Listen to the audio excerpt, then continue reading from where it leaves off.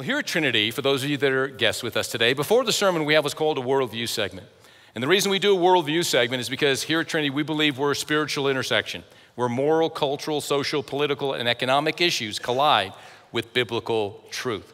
We don't believe there's any subject or topic that's off limits for God or God's word to speak about. We base this on 1 Chronicles 12:32.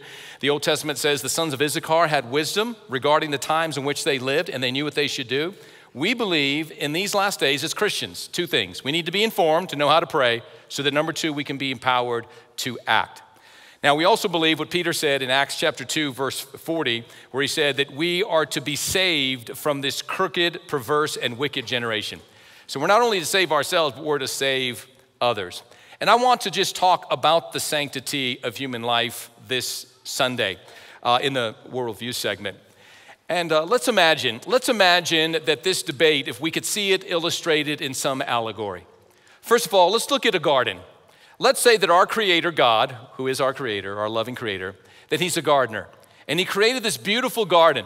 Right now, all of us are a part of this beautiful garden that our creator has created. And in this garden, there are different types of trees and plants and flowers.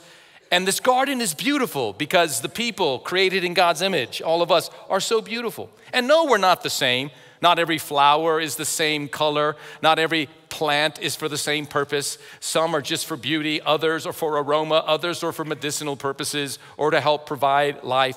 But it's a garden and it's beautiful. But in this garden, there needs to be guardians of the garden, because the guardians of the garden help protect the garden from the elements, whether it's storms that would harm these young sucklings, these beautiful plants, trees, flowers that are yet to grow into maturity. And then, of course, there are these seeds, these beautiful seeds that contain life within themselves, planted in the garden. And there are these wild creatures and these wild beasts that would like to come into the garden and dig up the seeds and eat the seeds before they have an opportunity to sprout.